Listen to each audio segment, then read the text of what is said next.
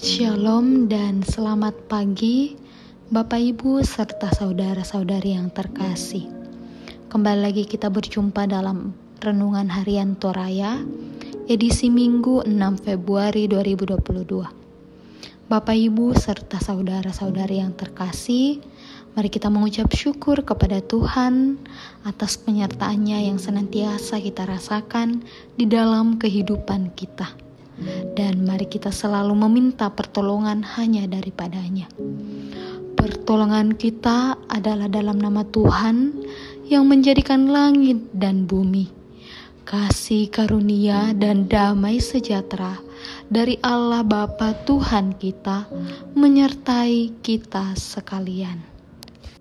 Di pagi hari yang indah ini, mari kita mendengarkan kebenaran firman Tuhan. Namun sebelum kita mendengarkannya, kita tundukkan kepala kita satu di dalam doa. Kita berdoa. Bapa kami yang sungguh baik, yang berada dalam kerajaan surga. Ya Tuhan, di hari ini, di pagi ini kami mengucap syukur atas penyertaan-Mu di dalam kehidupan kami. Dan pada pagi hari ini juga kami mau mendengarkan akan kebenaran firman-Mu. Bukalah akal dan pikiran kami sehingga kami dapat mengerti setiap firman-Mu dan dapat kami aplikasikan ya Tuhan. Ya Tuhan, seluruh kehidupan kami serahkan ke dalam tangan-Mu. Inilah doa kami di dalam nama Yesus Kristus, Tuhan dan Juru Selamat kami. Amin. Jemaat Tuhan yang terkasih, pembacaan kita di hari ini terambil dari 1 Korintus pasalnya yang ke-14 ayat 26 sampai ayat yang ke-40. Firman Tuhan berbunyi demikian. Jadi bagaimana sekarang saudara-saudara? Bila mana kamu berkumpul, hendaklah tiap-tiap orang mempersembahkan sesuatu. Yang seorang mazmur, yang lain pengajaran, atau penyataan Allah, atau karunia bahasa roh, atau karunia untuk menafsirkan bahasa roh. Tetapi semuanya itu harus dipergunakan untuk membangun. Jika ada yang berkata-kata dengan bahasa roh, biarlah 2 atau sebanyak-banyaknya 3 orang, seorang demi seorang, dan harus ada seorang lain untuk menafsirkannya.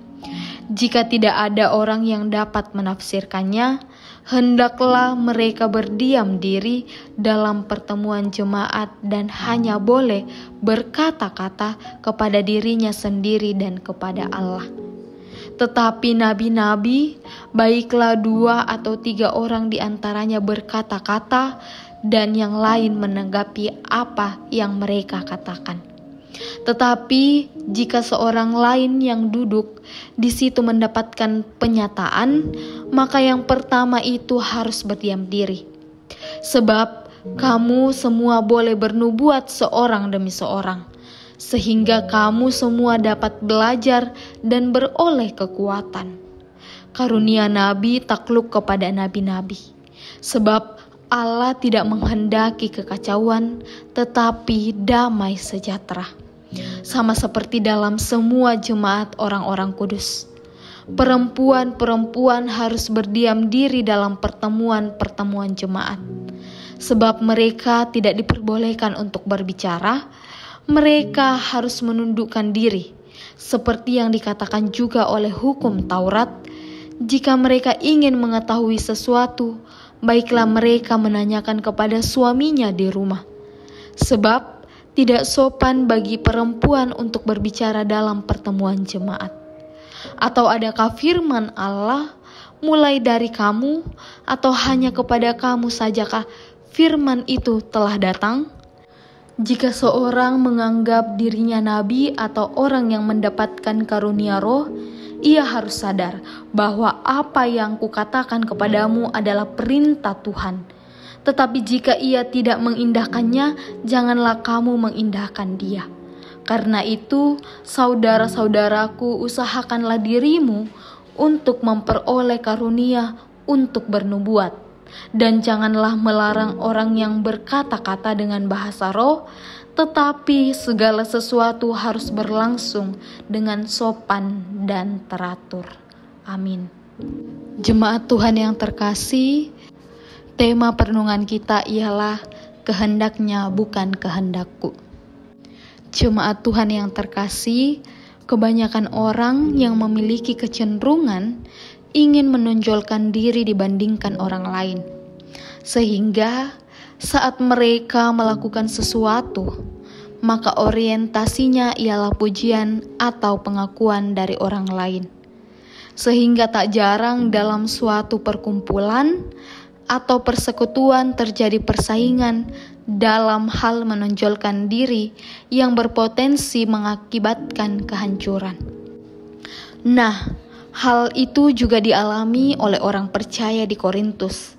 Pada waktu itu, banyak dari mereka yang berlomba-lomba untuk menonjolkan diri dan memperoleh pujian dari orang lain.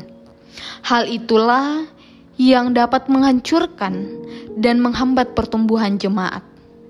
Oleh karena itu, Rasul Paulus menuliskan surat untuk mengingatkan orang percaya di Korintus agar mereka bukan melakukan kehendaknya sendiri. Talenta yang Tuhan berikan, seperti seorang pemazmur, pengajaran, penyataan Allah, karunia bahasa roh, karunia menafsirkan bahasa roh, dan karunia lainnya hendaklah saling mendukung dan melengkapi, sehingga jemaat akan bertumbuh dan terbangun. Sebaliknya, jika jemaat tetap mengandalkan diri sendiri dan memakai karunia dari Tuhan sesuka hati dan menurut kehendaknya, maka jemaat akan hancur dan tidak dapat bertumbuh. Semua aturan-aturan yang ada bertujuan untuk menciptakan damai sejahtera, bukan kekacauan. Oleh karena itu, kita sebagai orang percaya yang seringkali tergoda untuk menonjolkan diri dan mencari pujian dari orang lain, memulai setiap karunia yang Tuhan berikan. Sebaliknya, setiap karunia yang Tuhan berikan dipakai sesuai dengan kehendaknya untuk kemuliaan Tuhan dan kebaikan bersama. Oleh karena itu, jemaat Tuhan yang terkasih, mari kita hidup menurut kehendak Allah, bukan menurut kehendak kita secara pribadi. Amin firman-Nya. Mari kita kembali menundukkan kepala kita satu di dalam doa, kita berdoa. Bapa kami yang bertata di dalam kerajaan surga, kami telah mendengarkan akan kebenaran firman-Mu. Kiranya firman-Mu ini tidak berlalu begitu saja, tetapi dapat kami tanamkan di dalam hati dan pikiran kami, dan dapat kami aplikasikan di dalam kehidupan kami setiap harinya. Ajarkan kami untuk senantiasa hidup menurut dengan kehendak-Mu, bukan menurut dengan kehendak kami. Karena kami yakin dan percaya bahwa Engkau akan selalu menuntun dan menyertai kami di dalam kehidupan kami. Ya Tuhan, kami juga datang mendoakan segenap jemaat-Mu, terkhususnya jemaat di Tamalan Rea. Engkau berkati setiap hamba-hamba-Mu di dalam setiap pekerjaan tanggung jawab mereka, di dalam setiap pelayanan-pelayanan yang mereka lakukan Tuhan. Engkau berkati mereka satu persatu, Engkau berikan selalu kekuatan, kesabaran, hikmat di dalam kehidupan mereka. Ya Tuhan, yang dalam keadaan kelemahan tubuh, Engkau sembuhkan, karena kami yakin dan percaya Engkau adalah dokter yang tak terlihat, yang dapat menjamah setiap sakit penyakit yang kami rasakan. Kami serahkan ke dalam tangan-Mu, Engkau angkat setiap sakit yang kami rasakan Tuhan. Yang dalam pergumulan Tuhan, Engkau pegang setiap tangannya untuk melalui setiap pergumulan-pergumulan mereka Tuhan.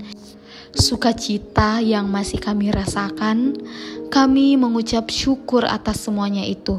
Terima kasih atas limpah berkat yang Engkau senantiasa berikan di dalam kehidupan kami. Inilah doa kami Tuhan, di dalam nama Yesus Kristus, Tuhan dan Juru Selamat kami. Amin.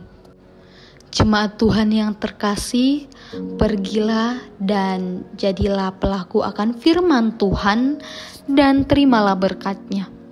Kiranya Allah mengasihani kita dan memberkati kita. Kiranya Ia menyinari kita dengan wajah-Nya. Amin. Selamat melanjutkan segala aktivitas kita. Tuhan Yesus memberkati. Shalom.